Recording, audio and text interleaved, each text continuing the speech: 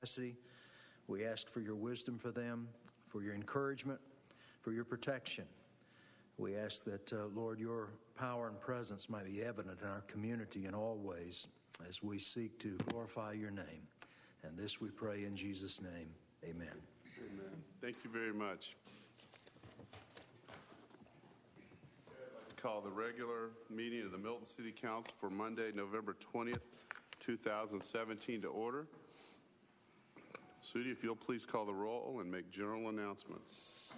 Good evening, Mayor and Council. I'll be happy to call roll for the November 20th, 2017 regular meeting. I would like to remind those in attendance to please silence all cell phones at this time. Those attending the meeting who would like to provide public comment either during the public comment or during the call for public comment, you are required to complete a public comment card prior to speaking on the item. There is no public comment for consent agenda items or items under first presentation. Those called to speak will be taken in the order that the speaker cards are received by the city clerk prior to the beginning of tonight's meeting. All speakers will identify themselves by name, address, and organization if applicable. The City Council may allow public comment on either an agenda item or general public comment from a representative of such an organized group or association, provided the individual has filed a notarized affidavit with the city clerk that they have the authority to speak on behalf of that organization. Demonstration of any sort within the chamber is prohibited, so please refrain from any applause, cheering, booing, outbursts, or dialogue with any person speaking. Anyone in violation will be asked to leave.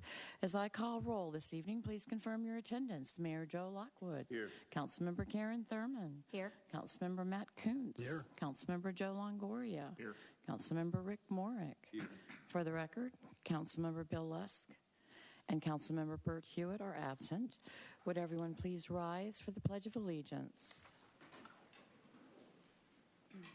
Pledge allegiance to the flag of the United States of America and to the republic for which it stands, one nation, under God, indivisible, with liberty and justice for all. Good evening. Welcome everybody here tonight. We appreciate you being here. Sudi, if you'll please call the next item. Our next item is the approval of the meeting agenda, agenda item number 17286. Okay, I'd like to add, we've got under new business, we've got a board appointee, and I'd like to see if the council's okay if we move that up to right before unfinished business. Is that okay, Ken? We need to. Mr. Mayor, it is. Yeah. Okay. All right. Is there any other? We do not have an executive session. Is there any other agenda items? Okay. I'll open up for a motion. Mayor, I move that we approve the agenda with the amendment, the change that you mentioned about the appointment. Up to new, right after unfinished, or right before unfinished business. Right. Second. Okay. Have a motion, a second. All in favor, please say aye. Aye. Any opposed? That's unanimous. Okay.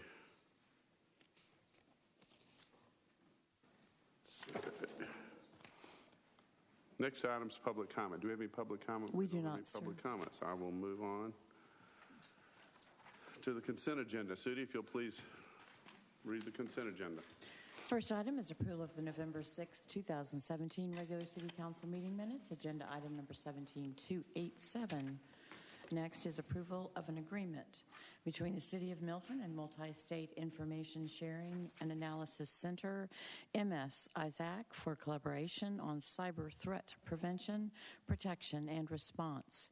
Agenda item number 17288.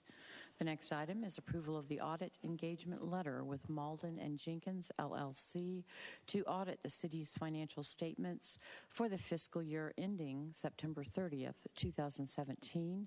Agenda item number 17289. Next, approval of a change order number 1 to professional services agreement for PI 0007313 design modifications. Agenda item number 17290.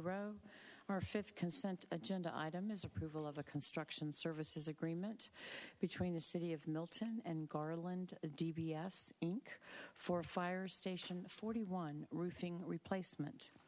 Next is approval of a resolution to amend the city's personnel policy handbook to revise the PTO buyback percentage. Agenda item number 17292. Our seventh and final consent agenda item this evening is approval of the following subdivision plat. 15605, 15613, and 15619 Hopewell land lots 403 and 462 on Hopewell Road. Minor plat, 3 lots, 20.36 total acres, 0.14 lots per acre. This is agenda item number 17293. Okay. I'll open up for a motion on the consent agenda. Mayor, I'll make a motion that we approve the consent agenda items as read. Second. Okay. Got a motion from Councilmember Kuntz, second by Councilmember Thurman. All in favor, please say aye. Aye. Any opposed? That's unanimous. All right. As we change in our agenda, Sudi, if you'd please call the next item. Our next item is a proclamation recognizing National Adoption Month. This is being presented by Mayor Joe Lockwood. Okay. Tonight I'm proud to nominate Ken Sisson for, what did I do? I think. Oh, my bad. I wasn't listening. All right.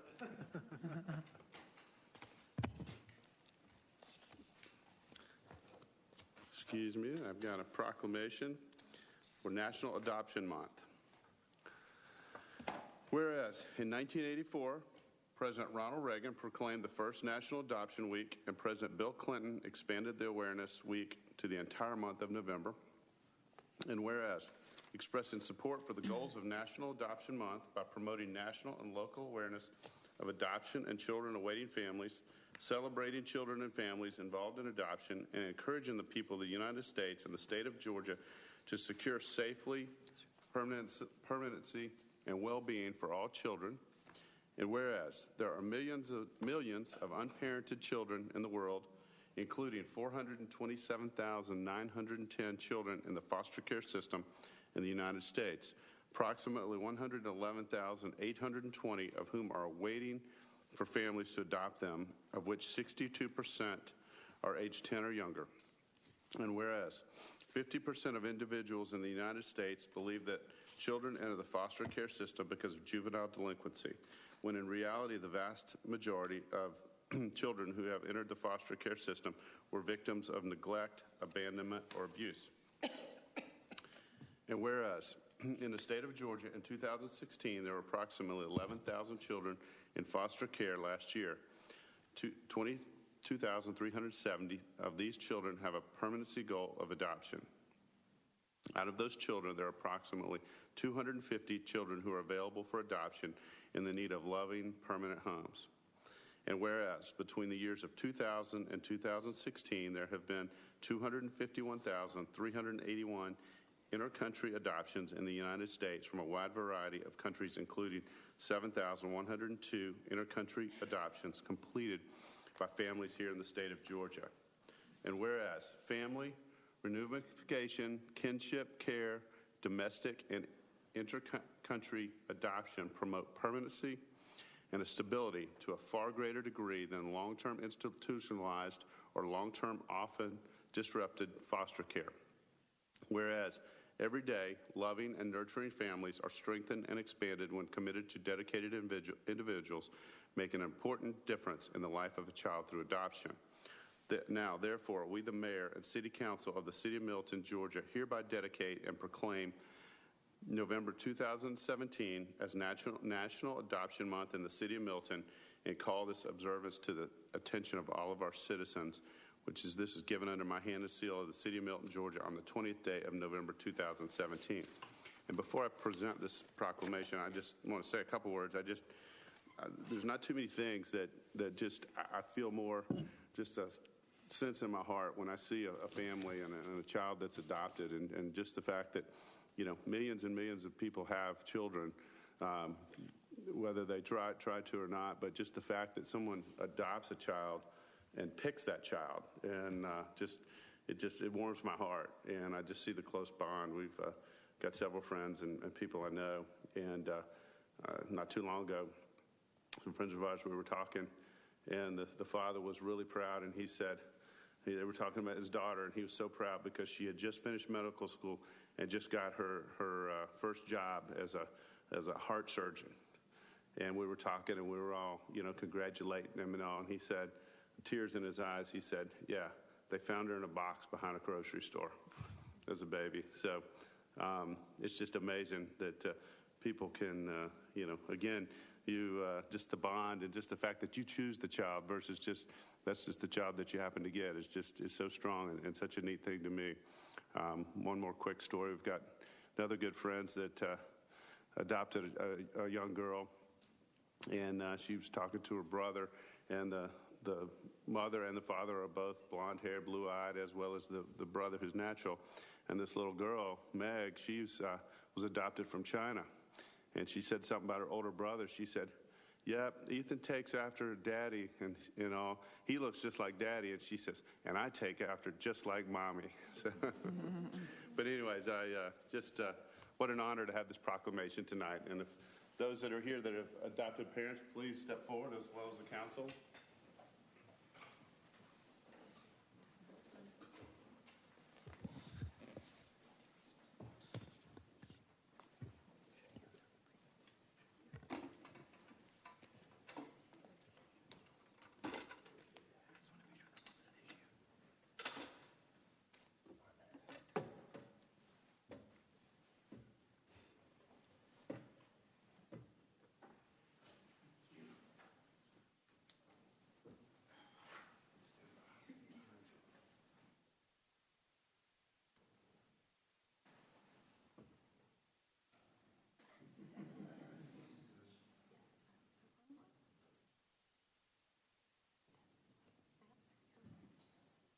Perfect.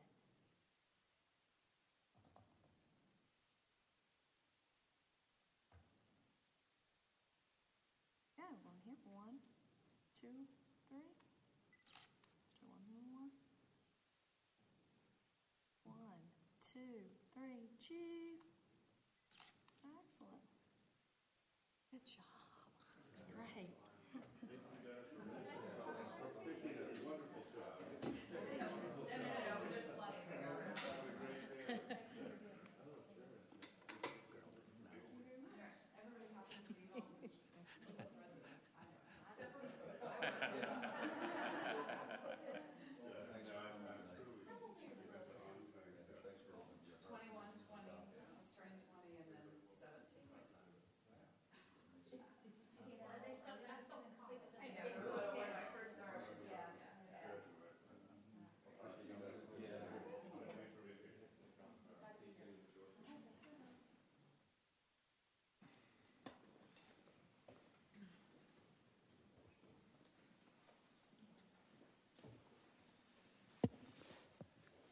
Mayor, my apologies on that. I think we You know what I think? we changed up the order accidentally on that, so my apologies. I think I'd change it up, but on the script here, that wasn't that wrong. Bad. Okay. That was us, not you. No, I'll take the blame. I'll get it anyways. Okay, so we moved this agenda item 17-297. Sudi, if you Here. please call that item out. This item is consideration of a resolution appointing a member to the City of Milton Board of Zoning Appeals at Large. Agenda item number 17297, Mayor Joe Lockwood. Okay, tonight I'm proud to nominate Ken Sisson for my appointee on the BZA. Ed Parsons was my appointee, and he actually moved. No, I'm sorry, I'm a BZA. That was Bill O'Connor. So, and he had done a good job. I thank him for his service, but he had gotten to where he was stretched on time. So I'm proud to nominate Ken Sisson. Ken's a native of Georgia, born in Savannah. He's been a resident here since 1987. He went to Auburn University, so I'll have to hold that against him. He got an MBA there in 2008. He has been in the construction business and is with Rogers Electric. And I think his experience, and I met with him and talked with him, and I think his experience will serve us well on our BZA. So with that, I would like to nominate Ken Sisson. So I'll open up for a motion in a second. So moved. Second. Okay, I have a motion for approval from Councilmember Thurman, a second from Councilmember Kuntz. All in favor, please say aye. Aye. Any opposed? That's unanimous. I don't think I see Ken here, but if he is here later, I can swear him in. Okay. Yeah. Now we've done the other proclamation. So we don't have any items on the first presentation, the public hearing, or zoning agenda. So we'll move to unfinished business. Sudi, if you'll please sound that item. And this item is consideration of an ordinance reaffirming and establishing Chapter 46 of the Milton Code of Ordinances governing solid waste collection services within the city of Milton. Agenda item number 17282. First presentation was at the City Council meeting held on November 6th, 2017. Ms. Teresa Stickles. Good evening, Mayor and Council. I'm here tonight to request that you reauthorize our solid waste ordinance, which you know we do every year at this time of the year. Staff is not requesting any changes in the ordinance, so what's before you tonight is identical to what you authorized last year. Okay. Yeah, have any questions? Any questions, Joe? Did we not make a change to take out the requirement for glass recycling? We did. Was that last year? That was last year. Man, oh man. It's been a whole year. All right, okay. They pick up speed like that. Well, I guess so. The years. How's that change been going? Well, you know, I've been talking with the city manager and working with the communications manager to get a workaround, because it's not an easy problem to solve. If you followed what Roswell and Alfreda have been doing, it's very difficult to get a handle on it. And in both of those cases, they have one hauler, so they have a little bit different. They have a contract with one hauler, so they've been able to renegotiate that. So we've got a few different options that we're looking into, and in the meantime, we're going to continue to educate our residents to utilize Roswell Recycling, because that's still free for us, and that's still an easy, I feel like it's a fairly easy avenue. So, Is it safe to say, Teresa, and again, we all want to be environmentally friendly and recycle. Fortunately, free market or private market steps in sometimes, where even if people don't have an opportunity to recycle or separate their glass and things out, some of these garbage haulers, when they get to a transfer station, they actually sift through it. So, you know, the value of the product there, so it does get recycled. Is that a safe thing to say? well, you know, glass is heavier, and so when the haulers are taking it to the landfill, it's costing them more to dispose of it that way. So, you know, they really are interested in getting it out of the waste stream. It's just exactly the easiest way to do that, which is really causing the problem. And don't they, some of the transfer stations, they pull out the aluminum, the metal, and stuff like that, so that they can benefit the cost of selling those? I believe, I believe that really is true, because they, you know, again, they have to pay per ton of what goes to the landfill, so they don't want to pay for anything that they can get money some money for. from it. So Yeah, that I mean, it's a helps really lovely free market kind of thing. It sort of encourages them to get all that stuff out of the waste right, stream. until we can figure out something. Yeah. Okay. Yeah. Anybody else? Okay. Then I'll open up for a motion. Mayor, I'll make a motion that we approve agenda item number 17-282. Second. Okay, a motion for approval from Councilmember Kuntz, second from Councilmember Morrig. All in favor, please say aye. Aye. Any opposed? That's unanimous. Thank you. Thank you, Teresa. Sudi, if you'll please call the next item. Next item is consideration of an application to the Firehouse Subs Foundation for a grant to provide ballistic protection to Milton Fire Rescue's firefighters. Agenda item number 17294. Chief Robert Edgar. Good evening, Mayor, Council. What you have before this evening is a request for approval for a grant from Firehouse Subs to purchase ballistic vests and helmets for our firefighters.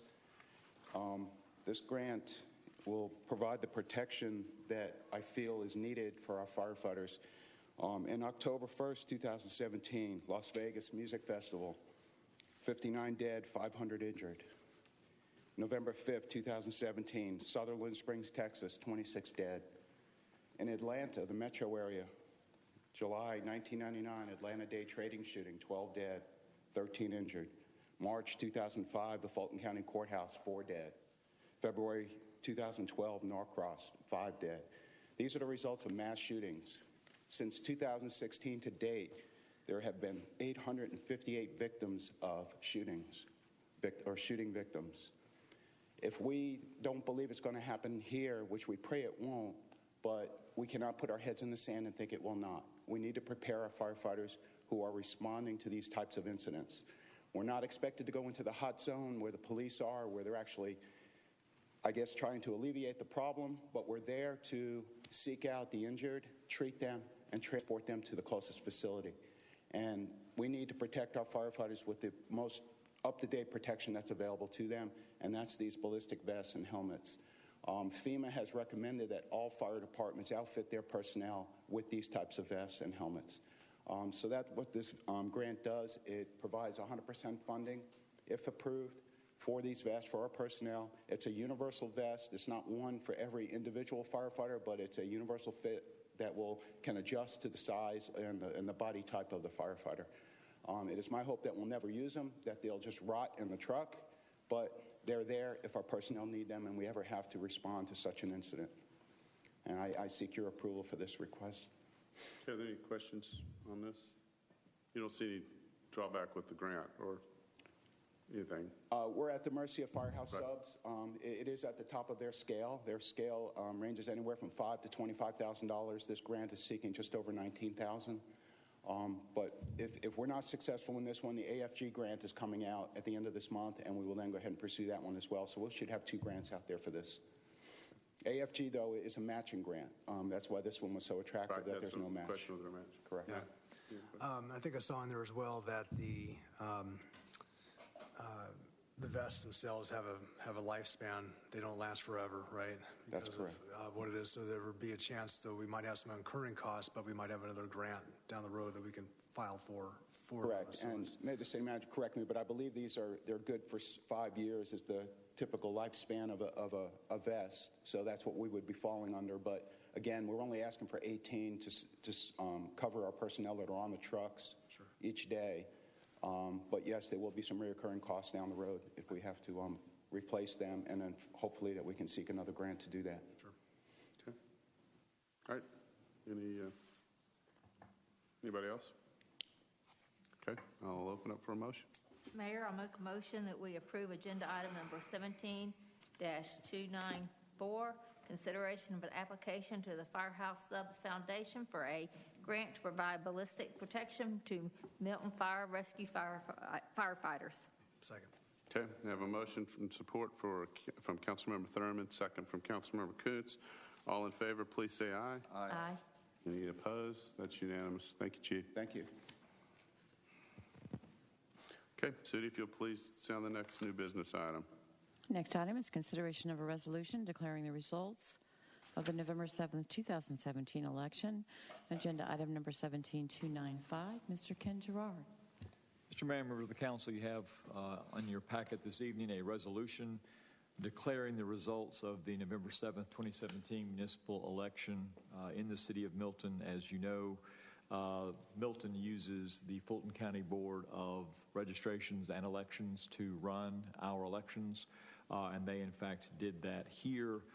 You will see in the backup of this resolution, and again, this resolution is simply to declare the results of the election, but the results of the election have already been certified by the actual tribunal, which would be the Registrations and Elections entity that coordinated the election, and you will see that in the backup.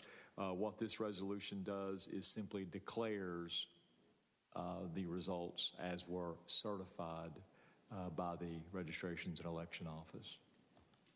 Any questions, comments on that? And I'll open up for a motion.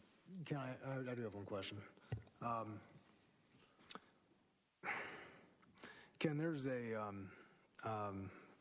obviously we've heard about that. There's a Secretary of State that's investigating a certain issue that happened in the elections.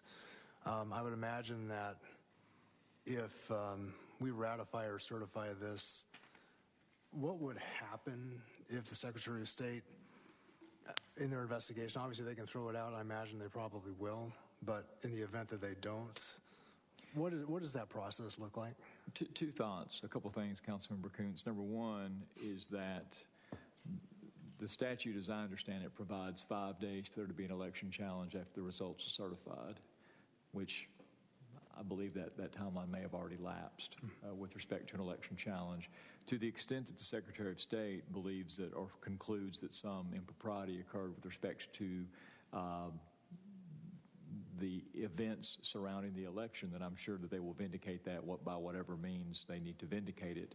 But I don't think it has anything to do with whether or not the actual votes and ballots cast were properly certified. I mean, we're talking about a counting exercise at this point. And so I don't think that the city of Milton doing anything to declare the results of a certified election marginalizes in any way what the Secretary of State can do if it concludes through its investigation that something improper was done. So procedurally, they're separate. That's the position I'm taking. Yes, sir. Gotcha. Okay. Karen? Is it the Secretary of State's office then that looks into federal election fraud, or is it the city police? I mean, it's election fraud can be a felony, so is the city police look into it, or is it strictly because it's election fraud looked into it, the Secretary of State's office? The city police are not looking into it. It's been transferred over. It's been transferred? We've referred anything we have to them. They're already looking into something, so we've provided all their any information we have to them. Okay, so it's now just being handled at the Secretary of State's level. I don't know what they are or are not doing. I just can tell you that any information we had have been turned over to them. Okay. Okay. Anything else? Mayor, I'll make a motion that we approve agenda item number 17-295. Second. I have a motion for approval from Councilmember Kuntz with a second from Councilmember Thurman. All in favor, please say aye. Aye. Any opposed? That's unanimous. All right, Sudi, if you'll please sound the next new business item. Next item is consideration of a resolution approving participation in the 2020 United States Census, local update of census addresses, operation and execution of a related registration form, and confidentiality agreement. Agenda item number 17296. Ms. Michelle McIntosh Ross. Yes, good evening. Mayor and Council, in preparation of the decennial census count, the U.S. Census has deployed a strategy to update the local addresses in their database. The strategy, which they are calling the LUCA, it's the local update of census addresses, involves the U.S. Census reaching out to local governments to get assistance with verifying and updating their own batch of local addresses. It is not mandatory for local governments to participate in this operation, but since the accuracy of the addresses is tied to the potential accuracy of the census count, we feel that it would be helpful for Milton to participate and aid in increasing the accuracy of the census count. It is up to you, the Mayor and Council, to decide if Milton should participate in the LUCA operation, and by the resolution before you, give the Mayor permission to sign the registration form that will commit staff to participate. Should you approve the resolution, please know that the necessary staff has been identified and have reviewed the guidelines for participation. I will be the liaison responsible for receiving and handling the data as the U.S. Census has described in their guidelines. Also on board is our GIS manager, Alicia Newberry, planning tech, Cody Hendricks, and IT manager, David Frizzell. The Atlanta Regional Commission is on board to help coordinate the training with the local governments. And we'll be having training down at ARC next week for any details on how to deploy that. And staff will be working on assisting with the update sometime in February of 2018. Any questions? Any questions? Can't believe that's that time again. Okay. Mayor, I'll make a motion that we approve agenda item number 17-296. Second. Okay, I have a motion from Councilmember Kuntz for approval, second by Councilmember Thurman. All in favor, please say aye. Aye. Any opposed? That's unanimous too. Thank you. Next, we'll move into reports. Anything the members of the council want to report on? Matt? Yeah, I was invited by the young lady I did a proclamation for a couple weeks ago to participate in Chess for a Cause today over at the Alpharetta Senior Center, and had a great time there as well. So great program with what they did, and they actually did a video to explain chess for seniors, and you know, it was a lot of fun. So, and they play a lot of chess. I don't play that much, and they were 3-0 against me. So it was one of those things, but it was a lot of fun. Had a good time. So. Okay. Beth, Joe?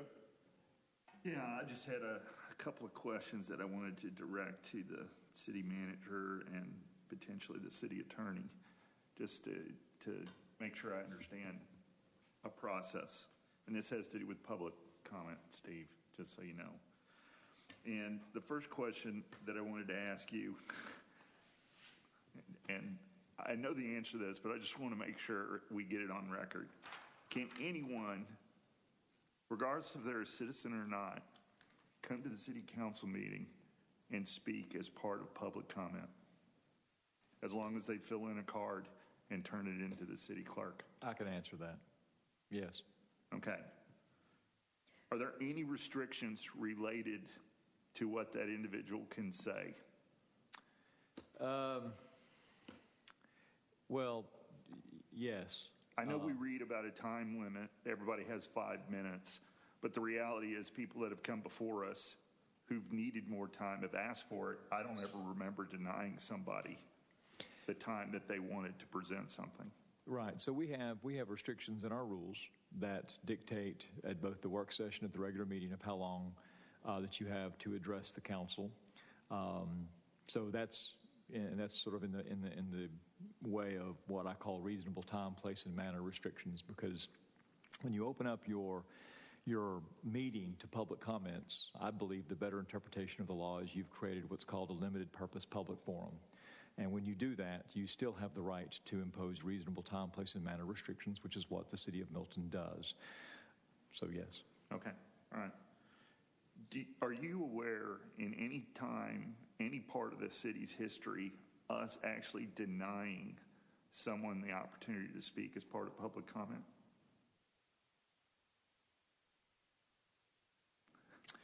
That was supposed to be a simple question. Well, I'm trying to think back a decade, and I am, however, but you know, the short answer is no. Nothing Okay. immediately comes to mind of us ever. In fact, I will tell you, I represent more than just one jurisdiction. I think that the city of Milton is about the most public commenting jurisdiction that I work in. I mean, not only do you all have opportunities for public comment at the beginning of the meeting, but you all allow it before every agenda item. That's actually somewhat unique. And so, no, I'm not aware of there ever being a prohibition on someone being able to speak. So it's safe to say that any citizen or any person could show up before the city council meeting, fill in a public comment card, and be allowed to make some form of presentation in terms of public comment. I think you have the key word there, presentation, whether or not you're just making comments or actually a full presentation, because I think I know where you're getting at, but it's whether or not somebody can, as part of public comment, make a presentation. Well, I don't know that we have, I will tell you, for instance, I've been in some jurisdictions where someone may come up and want to put on a PowerPoint presentation, and I've seen them not allow that. And again, at some point, it just gets into the mechanics of how much effort it's going to take to put it on. But again, that's totally up to you. Right. Totally up to you. Okay. You could allow as much public comment as you want, and if you want to allow presentations, that's fine. I agree with your assessment. We're one of the most publicly commented, city councils that I'm aware of. And that's a good thing. I mean, there's nothing agree. wrong with that. I'm just suggesting to you that if people want to come and speak in the city of Milton, I have never seen there be any meaningful limitation on that. All right. Thank you. And I would just add, too, I think, someone that had a presentation they wanted to make, they're welcome to speak public comment and hand out a packet or information to make sure or confirm that the council has received all I feel like I may be missing a narrative here I'm not getting, but I will tell you, I would Dave can fill you in on it. I would reach out to you if I felt like there was a Okay. constitutional All right. problem with it. All right. Thank you. Anybody else have anything they want to report on? Okay, I'll turn it over to staff. Oh, I'm sorry. He did. Good evening, Mayor and City Council. In terms of community development and initiatives, we are working on the issue that precipitated the moratorium, specifically prohibiting residential uses in the T6 Transect zone. That is working its way through. It's going to the Planning Commission next week, and the calendar shows that it will be before you next month. The next text amendment that we're also working on is that we're looking at adjusting the parking requirements in both of our form-based codes, that being Deerfield and Crabapple. And you will be reviewing those proposed changes next month as well.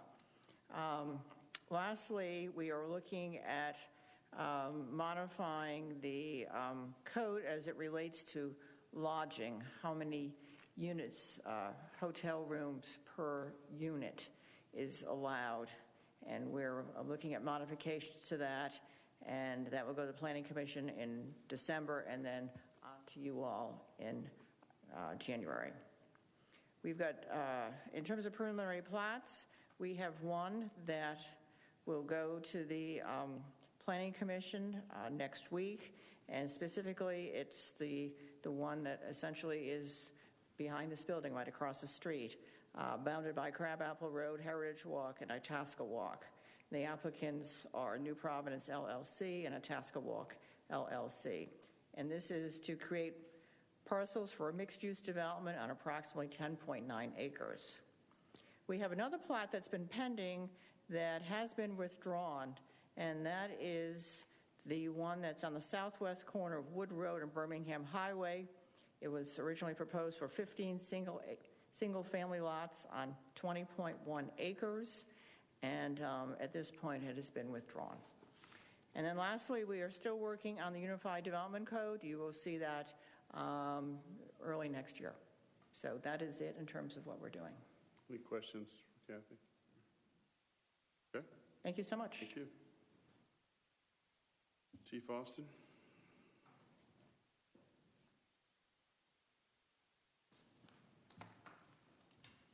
Good evening, Mayor, members of council.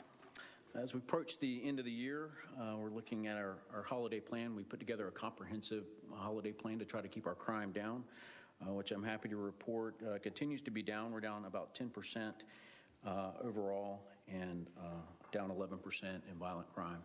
Continue to look at our accidents. Highway 9 corridor and the Arnold Mill Road corridor continue to be a challenge, but we are down, and we're particularly pleased we're still down 11% in injury crashes. During this reporting period, we've been involved in approximately 15 community events. I'd like to highlight a few of those. Back on the 27th of October, Officer Reese, our K-9 officer, Bolin and Noblet, presented at the Hopewell Middle School for their 8th grade Law and Justice class. It was very well received. We participated in the DEA Take-Back program, where folks could drop off prescription medications that are unused to get those out of the community. Halloween night, we distributed about 150 treat bags and increased patrols to ensure that our pedestrian traffic was safe, and happy to report that went very well. On the 3rd of November, we participated in the monthly breakfast at the Phoenix at the Senior Living Center and got to meet and greet with the residents there. And last Friday night, we graduated 19 folks from our Citizens Police Academy. So it's been a busy time, but very productive. Okay. Any questions or comments from Chief? Sounds good. Thank you, sir. Thank you. Appreciate everything you guys do for us. All right, Mr. Gregg.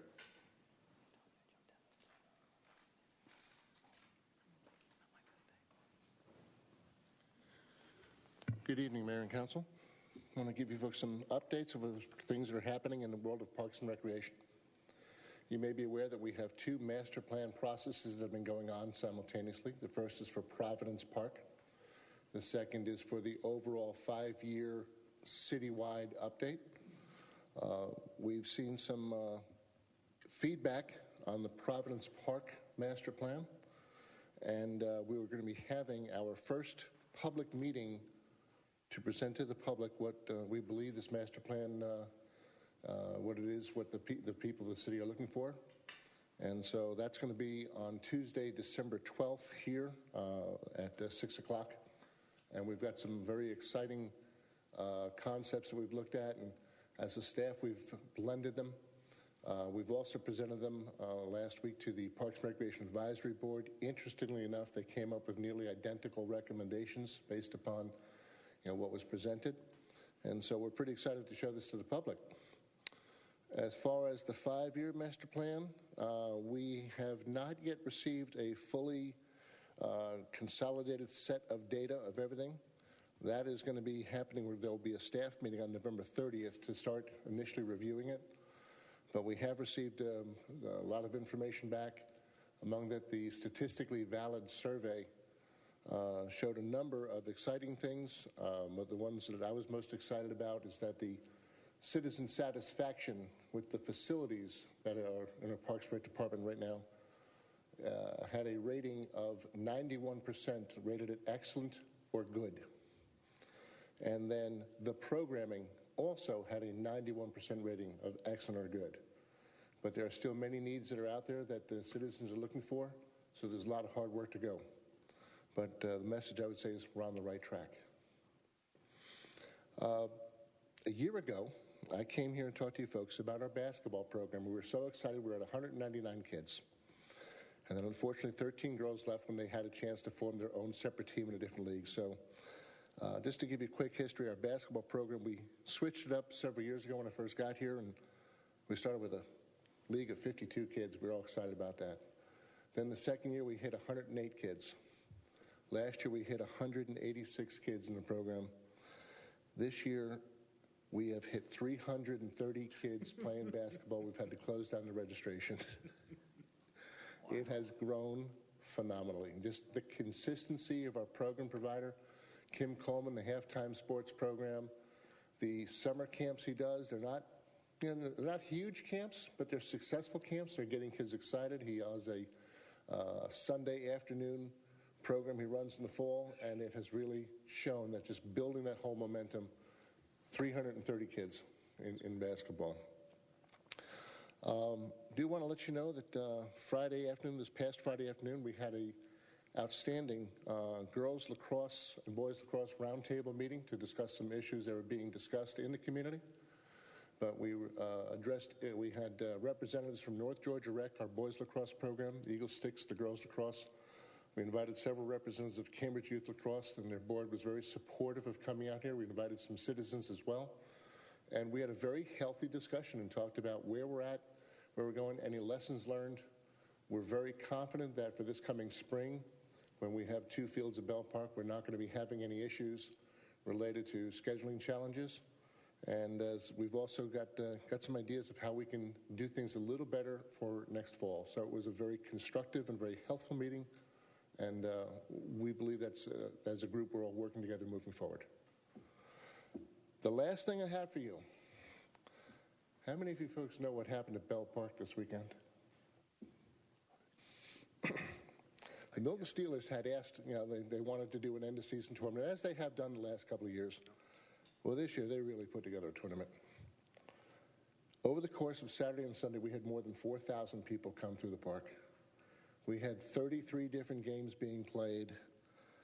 It was truly exciting, fun, football, fellowship, and it worked incredibly smooth. They were very well organized.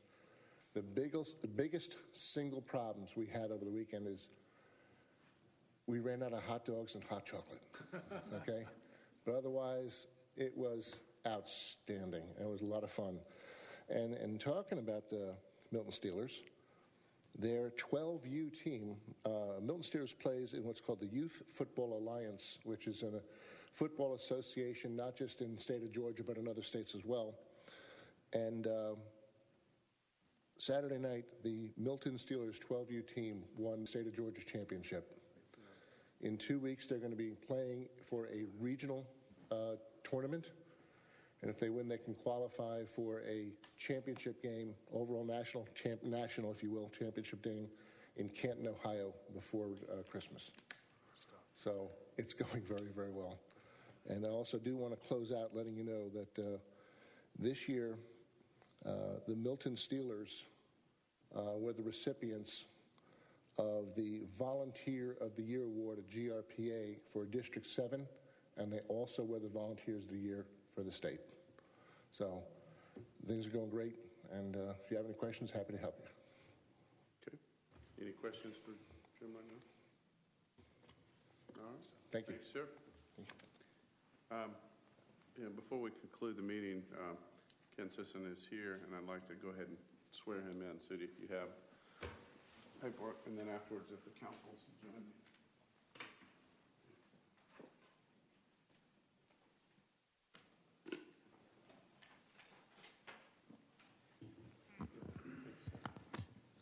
Oh, no problem.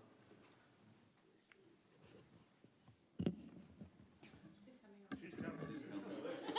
And as always, I never want to miss an opportunity to thank our volunteers. That's what I always tell everybody. That's what makes the city of Milton so great is all of our citizens and folks that just really care and volunteer their time and experience and all that to help make this a better city. So not only thank him for stepping up and volunteering, but everybody else that has. It really makes a difference. So if you would, just I presented you as my first one to you, and the council confirmed that. So if you will raise your right hand and repeat after me, I do solemnly swear and affirm that I will faithfully perform the duties of the Board of Zoning Appeals member of the city, and that I will support and defend the charter thereof,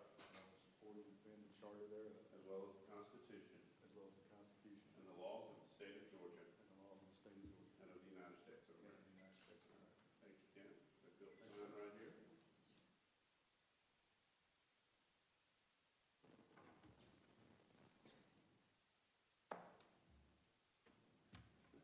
Thank you, sir. Thanks a lot. And if the council wants to join, do a picture. Miss an opportunity to have a picture taken? No way.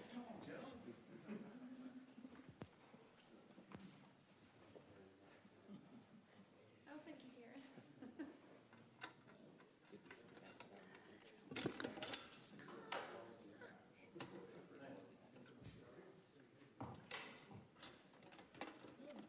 Karen's coming.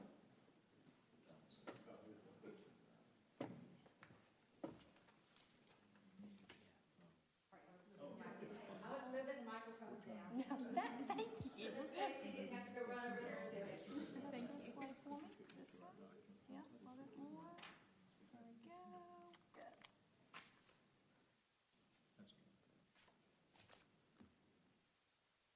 Going right here. We're going 1, 2, 3. 1, 2.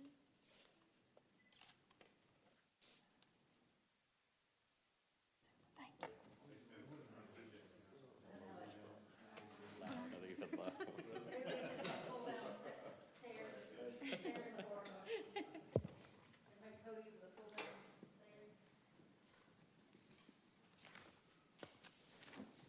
If there's anything else, we'll conclude the meeting. So I'll open up for a motion to adjourn. So moved.